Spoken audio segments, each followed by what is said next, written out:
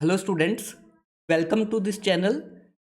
इस वीडियो में हम एचटेट पीजीटी के पेपर का रिव्यू करने वाले हैं। कैसा पेपर रहा था हमारा केमिस्ट्री सेक्शन का। तो मुझे बताते हुए बहुत खुशी हो रही है कि केमिस्ट्री का जो क्वेश्चन था वो काफ़ी आसान था। जैसे मैंने क्वेश्चंस करवाए थे, ठीक है ना, सेम टाइप के क्वेश्चन आपके एग्जाम में पूछे गए। जितना भी मैंने क्रैश कोर्स करवाया उससे बहुत सारे क्वेश्चन डायरेक्टली आपके एग्जाम में पूछे गए। काफ़ी सारे क्वेश्चन प्रीवियस ईयर के थे और काफ़ी सारे जो मैंने सेशंस के अंदर लिए थे, कुछ तो मैंने कल ही जो ऑर्गेनिक के सेशन लिए थे उनसे डायरेक्ट क्वेश्चन आए, वो मैं आपको कवर करवाऊंगा। तो इस वीडियो में हम कुछ क्वेश्चंस के सोल्यूशन देखेंगे।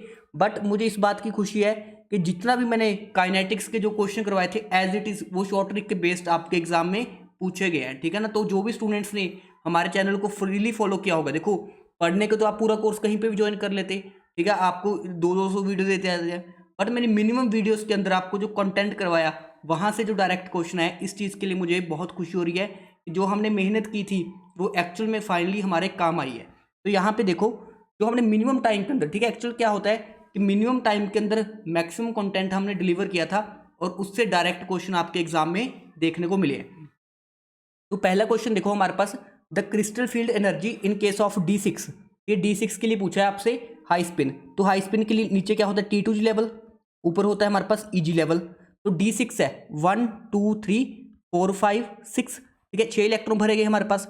अब देखो निचले लेवल को हम क्या बोलते हैं, -0.4 डेल नोट, ऊपर वाला होता है +6 0.6 डेल नोट। तो अगर हम CFSE कैलकुलेट करेंगे तो 0.4 इंटू नीचे कितने इलेक्ट्रॉन है 4 प्लस ये माइनस में आ जाएगा। उसके ऊपर कितने इलेक्ट्रॉन है हमारे पास, ऊपर इलेक्ट्रॉन है हमारे पास 2 और उनकी CFSE होती है 0.6, ठीक है जी। सिंपल सा हमारे पास क्या होता है, फॉर्मूला होता है CFSE कैलकुलेट करने का। तो यहाँ से ये कितना आ जाएगा, -1.6 प्लस 1.2, मतलब हमारा आंसर आ जाएगा -0.4। तो उन्होंने विद हमारे पास साइन नहीं दिया, कोई इशू नहीं है, बट मैग्नीट्यूड वाइज तो हमारा करेक्ट आंसर क्या बन जाएगा, ऑप्शन नंबर 1।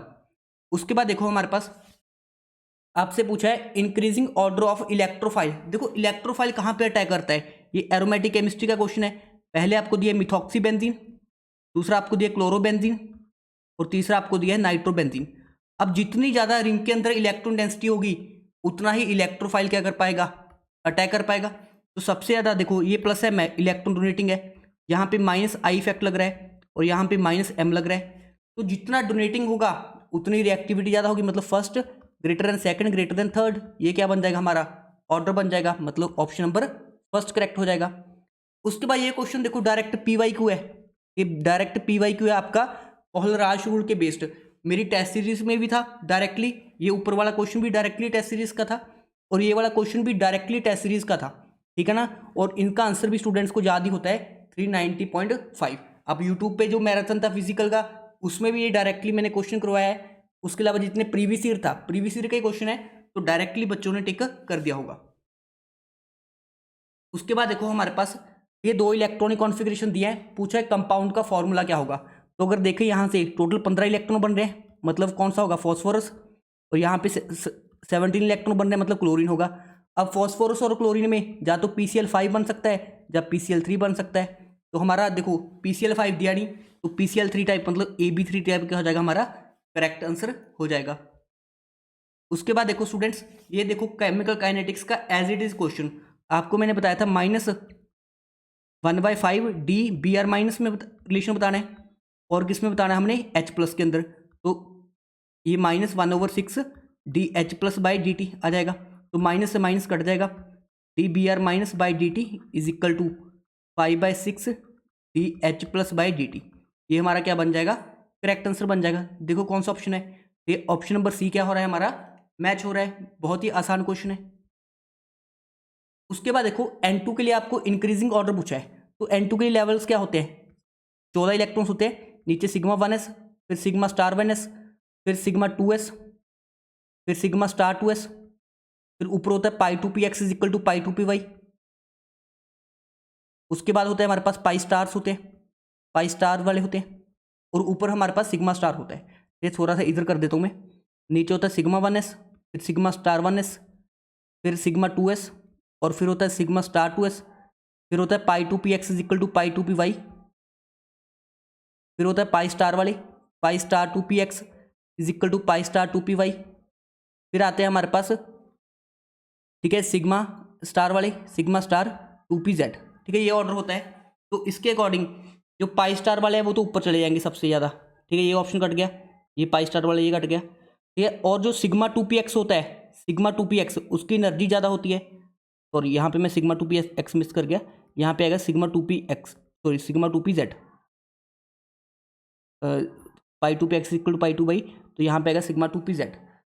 तो इसके अकॉर्डिंग हमारा जो करेक्ट आंसर बनेगा, देखो देखो इस क्वेश्चन में यहाँ पे सिग्मा 2pz लिखना चाहिए था उनको, ठीक है, कायदे से हमारे पास n2 है, n2 में सिग्मा 2p की z की एनर्जी ज़्यादा होती है, तो यहाँ पे अगर सिग्मा 2pz लिख देते तो करेक्ट आंसर हो जाता अभी। ये देखो मेरे को जो लग रहा है इसका सेकंड और थर्ड ऑप्शन तो किसी भी हालत में नहीं बन सकते, क्योंकि उन्होंने पूछा है एनर्जी का ऑर्डर, तो स्टार वाले तो ऊपर होंगे सबसे ऊपर, ठीक है। उसके बाद देखो ये दो ऑप्शन तो वैसे ही कट गए हमारे, ठीक है। उसका ये फर्स्ट और फोर्थ ऑप्शन में अगर यहाँ पे सिग्मा 2pz लिखा होता तो फर्स्ट वाला सही बन जाता, बट अभी मेरे अकॉर्डिंग इसका कोई भी आंसर मैच नहीं हो रहा। बट हाँ, अगर मोस्ट अप्रोप्रिएट आंसर हमें देना हो तो इस केस में हमें जो ऑप्शन देना पड़ेगा, ठीक है, वो ऑप्शन नंबर 1 ही देना पड़ेगा, बिकॉज अभी और इसका कोई करेक्ट आंसर हमारे पास नहीं बन रहा है, क्योंकि सिग्मा 2pz की एनर्जी ज़्यादा हो जाती है हमारे पास। तो इसके अकॉर्डिंग मुझे लगता है ये क्वेश्चन या तो बोनस जाएगा या यहाँ पे सिग्मा 2pz का होना चाहिए था, तो मोस्ट प्रोबेबली इसका फर्स्ट ऑप्शन जाएगा।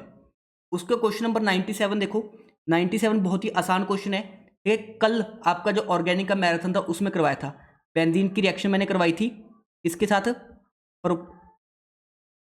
प्रोपाइल क्लोराइड के साथ। तो मैंने बताया था इसमें क्या बनता है हमारे पास, रीअरेंजमेंट के बाद क्यूमिन बनता है, जिसको हम बोलते थे आइसोप्रोपाइल बेंजीन, ठीक है ना। इसमें आइसोप्रोपाइल बेंजीन डायरेक्ट कल मैराथन सेशन का क्वेश्चन था। उसका क्वेश्चन नंबर 98, 98 में हमारे पास NO3- के आपको बॉन्ड पेयर और वो पूछे हैं, तो स्ट्रक्चर बना लो। इसका स्ट्रक्चर बनाना कितना ईजी है, इसका N डबल बॉन्ड O और एक ऑक्सीजन के ऊपर नेगेटिव और एक कोऑर्डिनेट बॉन्ड होता है। नाइट्रोजन पे कोई लोन पेयर नहीं है, बॉन्ड पेयर कितने टोटल 4 है, तो बॉन्ड पेयर हमारे पास 4 हो जाएंगे, लोन पेयर 0 हो जाएगा, तो करेक्ट आंसर क्या बनेगा 4,0 बन जाएगा। बहुत ही आसान क्वेश्चन था ये भी। उसके बाद देखो स्टूडेंट्स, क्वेश्चन नंबर 99, जो स्टूडेंट्स ने मेरा केमिकल काइनेटिक्स का मैराथन देखा है वहाँ पे उन्होंने शॉर्ट ट्रिक से कर दिया होगा इसको। तो मैंने आपको बताया था T½ कितना दिया आपको 10 ईयर्स, तो आपको T99% पूछा है, तो T99% कितना होता है 20/3 T½ डायरेक्टली करवाया हुआ 20/3 × 10, तो ये कितना आ जाएगा 200/3, मतलब 66.3 के आसपास आ जाएगा, 66.4 ईयर्स। सेकेंड्स में सॉल्व करना था ये क्वेश्चन हमने। उसके बाद देखो हमारे पास the electrophile involve in Reimer Tiemann, ये भी हमारे नेम्ड रिएक्शन के पहले सेशन का क्वेश्चन है, ठीक है। यहाँ पे आंसर आएगा हमारा डाइक्लोरोकार्बिन। कार्बिन क्या होता है हमारे पास, इंटरमीडिएट होता है इसके अंदर रीमर टीमर रिएक्शन के अंदर, ये भी डायरेक्टली नोट्स का क्वेश्चन है। तो देखो कितने क्वेश्चन डायरेक्टली हमारे नोट्स से आ रहे हैं। तो अभी मैं 10 क्वेश्चन को ही सोल्यूशन डाल रहा हूँ, बाद में थोड़ी देर में, क्योंकि एक्चुअली थोड़ा सराउंडिंग में ज़्यादा शोर है, इसलिए मैं थोड़ी देर बाद में आपको सारे सोल्यूशंस क्या कर दूंगा, प्रोवाइड कर दूंगा। बट पेपर ओवरऑल इजी था, जो हमने एक्चुअल में यूट्यूब पे पढ़ाया वही एग्जाम के अंदर आपके पूछा गया है। तो आप लोगों ने अपना फीडबैक शेयर करना है कि आपको एग्जाम कैसा लगा, और जो हमारे सेशन देख के गए थे उनको वीडियो से कितना हेल्पफुल मिला। Thank you for watching this video.